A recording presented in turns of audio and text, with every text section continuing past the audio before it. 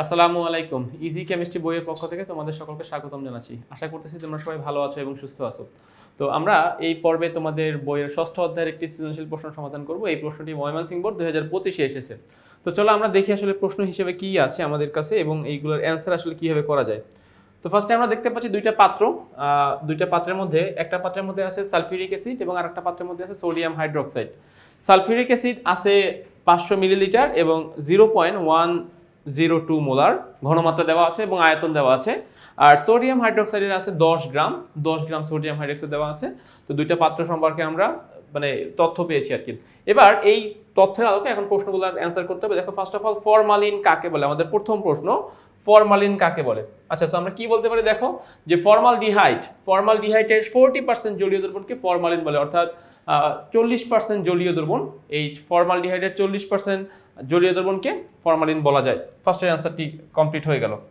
যাচ্ছি আমরা পরবর্তী প্রশ্নে। দেখো খোয়ার পানিতে সাবান ফেনা তৈরি করে না কেন? আমরা জানি নর্মালি খোয়ার পানিতে সাবান ফেনা তৈরি করতে পারে না, বা ডিটারজেন্ট ফেনা তৈরি করতে পারে। এখন কোশ্চেন হচ্ছে যে সাবান কেন খোয়ার পানিতে ফেনা তৈরি করতে পারে না? তো দেখো এখান থেকে অ্যান্সার কিভাবে করা যায়। আচ্ছা, তো আমরা জানি যে খোয়ার পানিতে কয়েকটা আয়ন দ্রবীত অবস্থায় থাকে। নর্মালি খোয়ার পানিতে ক্যালসিয়াম আয়ন থাকতে পারে, ম্যাগনেসিয়াম আয়ন থাকতে পারে, আয়রনের আয়ন থাকতে পারে, ঠিক আছে। সো এদের হাইড্রোজেন, কার্বনেট, সালফেট, এই যে এই আয়নগুলো দ্রবীত থাকে।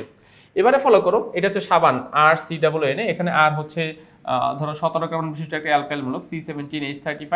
তো নর্মাল সাবান যেটা আমরা বেশি ব্যবহার করি সেটা হচ্ছে RCOON প্লাস পানি।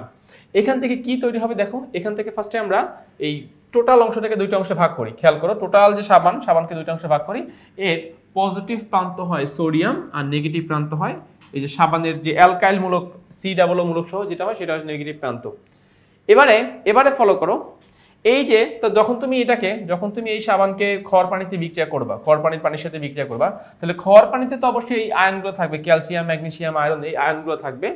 এবারে যে এই জিনিসটা হবে, এই ক্যালসিয়াম, ম্যাগনেসিয়াম বা আয়রনের যে আয়নগুলো আছে সেই আয়নগুলো এই যে সাবানের যে ঋণাত্মক মূলক সেই ঋণাত্মক মূলকের সাথে যুক্ত হবে। এই যে দেখো এই RCOO বন্ধন দিয়ে টু ম্যাগনেসিয়াম, ঠিক আছে, স্টিয়ারেট, এটাকে বলা হয় magnesium stearate, calcium stearate, ferrous stearate, এইভাবে বলা হয়। এখন এগুলো সবগুলোতে 2 কেন দিলাম বলো তো? কারণ যোজনী এক্সচেঞ্জ হয়েছে। ম্যাগনেসিয়ামের যোজনী নেবে স্টিয়ারেট আয়ন, আর স্টিয়ারেট আয়নের যোজনী যে 1 সেটা নেবে ম্যাগনেসিয়াম। ক্যালসিয়ামের বেলাও ঠিক সেম, আয়রনের বেলাও ঠিক সেম।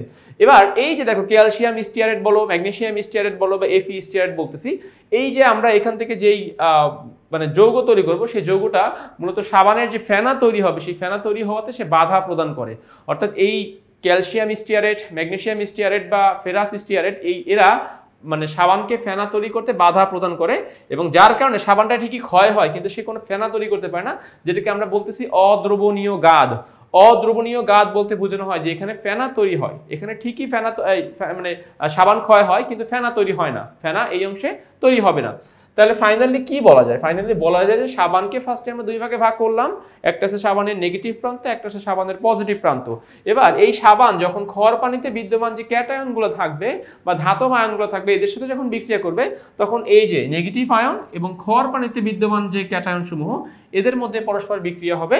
এরা পরস্পর বিক্রিয়া করে একটা অদ্রবণীয় গাদ তৈরি করবে, যে অদ্রবণীয় গাদ সাবানকে ফেনা তৈরিতে বাধা প্রদান করবে, সাবানকে ফেনা তৈরিতে বাধা প্রদান করবে। তো তাহলে আমরা বলতে পারি যে সাবান খড় পানিতে ফেনা তৈরি করতে পারে না। এই আয়নগুলোর কারণেই মূলত সাবান খড় পানিতে ফেনা তৈরি করতে পারে না। ওকে, গেল এটা। গ নাম্বার দেখো কি বলতেছে যে পাত্র 1 এর দ্রবণে কি পরিমাণ দ্রব্য আছে, অর্থাৎ এখান থেকে তো আমরা সালফিউরিক অ্যাসিডের ঘনমাত্রা পাচ্ছি 0.102 আর আয়তন পাচ্ছি 500 ml। তো এইখান থেকে আমরা W মিসিং, তাহলে আমাকে মূলত বের করতে হবে এই Wটা কত হতে পারে পাত্র 1 এর দ্রবণে, W এর পরিমাণটা নির্ণয় করো। ফাইন, তো দেখো তাহলে আমরা এখান থেকে W পাচ্ছি কত, খেয়াল করো, আমরা দ্রবণের আয়তন পাচ্ছি 500 ml, 500 ml পাচ্ছি দ্রবণের আয়তন। তারপরে কি পাচ্ছি আমরা, এই যে দেখো এখান থেকে আর কি পাচ্ছি, আমরা পাচ্ছি ঘনমাত্রা, আমরা আয়তন পাচ্ছি, আমরা ঘনমাত্রা পাচ্ছি, ঘনমাত্রা কত 0.102 মোলার, 0.102 মোলার, এই এমটা আমরা বড় হাতে দেই। আচ্ছা, আর সালফিউরিক অ্যাসিডের আণবিক ভর 98, আণবিক ভরকে m দ্বারা প্রকাশ করা হয়। সো 3টা তথ্য পাচ্ছি, একটা হচ্ছে V পাচ্ছি, একটা হচ্ছে S পাচ্ছি, একটা m পাচ্ছি। সো আমরা এগুলোকে লিখে ফেলি, আয়তন হচ্ছে V, ঘনমাত্রা S আর আণবিক ভর m। আচ্ছা, তো এবারে সূত্র যাচ্ছি। তো মূল সূত্র কি ছিল? W = S mv/1000।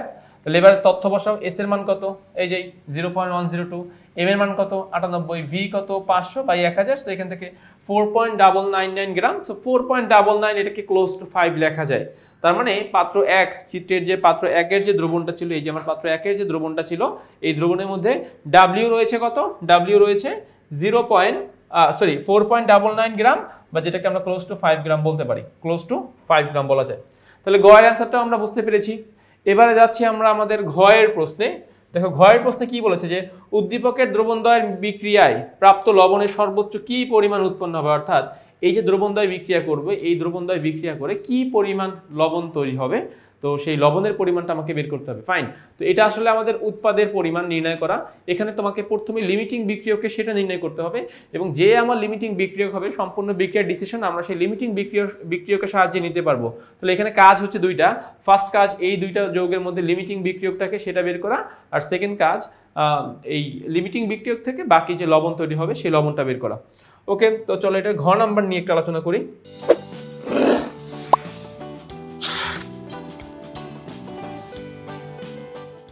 তাহলে ফার্স্টে দেখো আমরা দুইটা তথ্য পাচ্ছি যে পাত্র 1 এর, খেয়াল করো, পাত্র 1 এর দ্রবের পরিমাণ কত গ্রাম, 5 গ্রাম, এটা আমরা গ হতেই পাচ্ছি। আচ্ছা, এবার পাত্র 1 এবং পাত্র 2 কে যদি আমরা মিশাই, অর্থাৎ উভয় বিকারকে যদি আমরা মিশ্রিত করি, তাহলে বিক্রিয়াটা কিভাবে হবে, সালফিউরিক অ্যাসিড ভাগ করো, সালফিউরিক অ্যাসিডের hydrogen positive, sulphate negative, sodium হাইড্রোক্সাইডের সোডিয়াম পজিটিভ, হাইড্রোক্সিল নেগেটিভ। তাহলে সোডিয়াম যাবে কোথায়, সোডিয়াম যাচ্ছে সালফেট মূলকের সাথে, উৎপন্ন কি হবে, উৎপন্ন হবে সোডিয়াম সালফেট। সোডিয়াম সালফেটে সালফেট মূলকের যোজনী 2, তাহলে এটা শেয়ার করবে কে, সোডিয়াম, তাই না। Na2 কেন হলো, কারণ সালফেট SO4 এর যোজনী 2, সেজন্য Na2 হয়েছে। আর হাইড্রোক্সিল মূলক এবং হাইড্রোজেন, দেখো হাইড্রোজেন এবং হাইড্রোক্সিল মূলক মিলে তৈরি করতেছে H2O বা পানি, H2O বা পানি তৈরি হয়েছে। তাহলে ফার্স্টে আমরা এটা তৈরি করলাম বা এটা তৈরি করতে পারলাম। এবারে আমরা যাব ঐকিক নিয়মে, যাব। সো ঐকিক নিয়মে কি দেখা যায়, আমরা ঐকিক নিয়মে এটাই দেখতে পাচ্ছি যে 98 গ্রাম সালফিউরিক অ্যাসিড বিক্রিয়া করে কত গ্রাম সোডিয়াম হাইড্রোক্সাইডের সাথে, 80 gram. 98 gram sulphuric acid 80 gram sodium হাইড্রোক্সাইডের সাথে বিক্রিয়া করতে পারে। আমরা বিক্রিয়া থেকেই কিন্তু ঐকিক নিয়মের লাইনটা সাজাবো, আমরা বিক্রিয়া থেকেই ঐকিক নিয়মের লাইন সাজাবো যে 98 গ্রাম সালফিউরিক অ্যাসিড বিক্রিয়া করে 80 গ্রাম সোডিয়াম হাইড্রোক্সাইডের সাথে, অতএব 1 গ্রাম কতটুকুর সাথে বিক্রিয়া করবে, আর 5 গ্রাম দেখো এই যে 5 গ্রাম কতটুকুর সাথে বিক্রিয়া করবে। সো এখান থেকে পাচ্ছি আমরা 80 × 5। ওকে, এই 5 গ্রামটা কই থেকে পেলাম বলো তো, এই 5 গ্রামটা আমাকে উদ্দীপকে দেওয়া আছে। দেখো উদ্দীপকে তো দেওয়া নাই, এখানে তো সরাসরি এটা বলে নাই সালফিউরিক অ্যাসিডের 5 গ্রাম, কিন্তু আমরা যে গ থেকে যে মান পেয়েছিলাম মনে আছে, গ থেকে W কত এসেছিল, গ থেকে W এসেছিল 5 গ্রাম, গ থেকে W এসেছিল 5 গ্রাম। সো সেই 5 গ্রামকেই মূলত আমরা এখানে কম্পেয়ার করতেছি যে 5 গ্রাম সালফিউরিক অ্যাসিড কতটুকু সোডিয়াম হাইড্রোক্সাইডের সাথে বিক্রিয়া করবে। তো দেখা যাচ্ছে যে 5 গ্রাম সালফিউরিক অ্যাসিড সোডিয়াম হাইড্রোক্সাইডের সাথে যদি বিক্রিয়া করতে চায়, তাহলে সোডিয়াম হাইড্রোক্সাইড লাগবে 4.08 গ্রাম। ওকে, সো আমরা এটুকু বুঝছি। এবারে একটা জিনিস একটু বুঝো, খেয়াল করো, তোমাকে উদ্দীপকে সোডিয়াম হাইড্রোক্সাইড দেওয়া হয়েছে কয় গ্রাম বলো তো, উদ্দীপকে সোডিয়াম হাইড্রোক্সাইড দেওয়া হয়েছে 10 গ্রাম, আর আমার সালফিউরিক অ্যাসিডের সাথে কম্পেয়ার করে সোডিয়াম হাইড্রোক্সাইড সর্বোচ্চ কতটুকু প্রয়োজন হচ্ছে, 8 গ্রাম, মানে সরি 4.08 গ্রাম। তো এটাকে 4.1 গ্রাম তুমি বলতে পারো। তাহলে দেওয়া হচ্ছে 10 গ্রাম আর সর্বোচ্চ কাজে লাগতেছে 4.1 গ্রাম। তাহলে বলা যায় সোডিয়াম হাইড্রোক্সাইড যতটুকু দেওয়া হয়েছে আমার ততটুকু দরকার নাই, তার থেকে কম পরিমাণ প্রয়োজন। তাহলে এখানে এক্সট্রা থাকতেছে কি, সোডিয়াম হাইড্রোক্সাইড, কেননা সোডিয়াম হাইড্রোক্সাইড দরকার হচ্ছে 4.1, দেওয়া আছে 10, তাহলে অনেক বেশি এক্সট্রা আমাকে থেকে যাচ্ছে। এই দ্রবণের মধ্যে সোডিয়াম হাইড্রোক্সাইডটা অনেক বেশি এক্সট্রা থেকে যাচ্ছে। তাহলে লিমিটিং বিক্রিয়ক কি, যে বেশি থাকে তাকে সংজ্ঞায়িত করা হয় নাকি যে কম থাকে তাকে সংজ্ঞায়িত করা হয়? অ্যান্সারটা হচ্ছে যে কম থাকবে তাকে সংজ্ঞায়িত করা হয়। তাহলে এই যে সোডিয়াম হাইড্রোক্সাইডের পরিমাণ বেশি আছে সেটা তো অলরেডি আমরা প্রমাণ করে ফেলেছি যে সোডিয়াম হাইড্রোক্সাইড এখানে বেশি আছে। তাহলে কম আছে কি, অবশ্যই সালফিউরিক অ্যাসিড। তোমরা এক্সামে কিন্তু ডিসিশনগুলো এইভাবে নিবা যে দুইটা বিক্রিয়ক থাকলে আমি যদি প্রমাণ করতে পারি যে না একটা বিক্রিয়ক আমার প্রয়োজনের তুলনায় বেশি আছে, তাহলে অবশ্যই বাকি যে বিক্রিয়ক সেটা কম আছে, কারণ এখানে বিক্রিয়কই দুইটা, তো একজনই বেশি থাকা মানে অবশ্যই বাকিজন কম আছে তার থেকে। তাহলে আমরা এইভাবে কম্পেয়ার করে ব্যাখ্যা করতে পারবো যে না সোডিয়াম হাইড্রোক্সাইডের পরিমাণটা এখানে বেশি আছে, তার মানে অবশ্যই সালফিউরিক অ্যাসিডের পরিমাণটা এখানে কি আছে, কম আছে। আচ্ছা, তাহলে আমার লিমিটিং বিক্রিয়ক এখানে কি, সালফিউরিক অ্যাসিড। এবারে যাচ্ছে আমরা আবার একটু সেই শুরুতে, দেখো লবণ হচ্ছে সোডিয়াম সালফেট। সোডিয়াম সালফেটের আণবিক ভর কত, 142 গ্রাম। আর এই বিক্রিয়ায় সালফিউরিক অ্যাসিড ছিল 1 মোল। তাহলে আমার প্রথম কাজ ছিল লিমিটিং বিক্রিয়কটা বের করা, সেটা আমরা বের করেছি যে লিমিটিং বিক্রিয়ক সালফিউরিক অ্যাসিড। এবারে এই বিক্রিয়া থেকে যা কিছু তৈরি হবে সকল কিছু ডিসিশন নেবে সালফিউরিক অ্যাসিড, কারণ সে লিমিটিং বিক্রিয়ক, সে এখন এই বিক্রিয়কগুলোর মধ্যে সে এখন কিং, তার মানে সমস্ত ডিসিশন সেই নিবে এইখানে, ঠিক আছে। তাহলে আমরা কি বলতে পারি দেখো, এখান থেকে বলা যায় যে 98 গ্রাম সালফিউরিক অ্যাসিড থেকে লবণ তৈরি হয় কত গ্রাম, 142 গ্রাম। 98 গ্রাম সালফিউরিক অ্যাসিড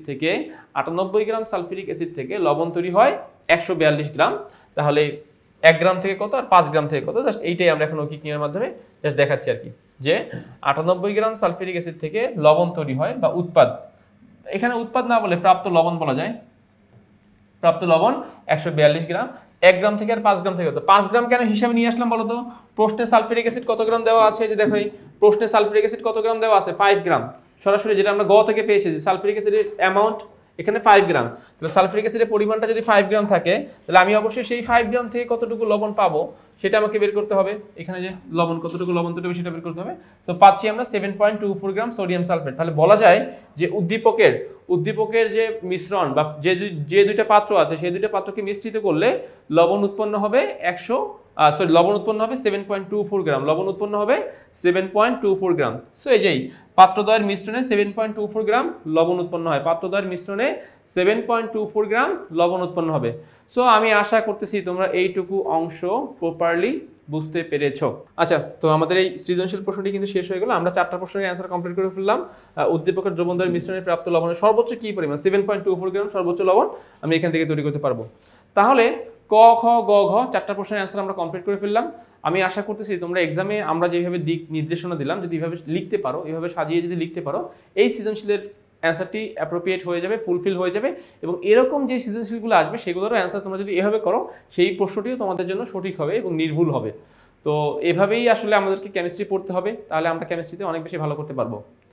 তো আজকের পর্বটি আমি এখানে শেষ করতেছি, নতুন কোনো পর্ব নিয়ে আবার তোমাদের সামনে হাজির হব। ততক্ষণ পর্যন্ত সবাই ভালো থাকো এবং সুস্থ থাকো।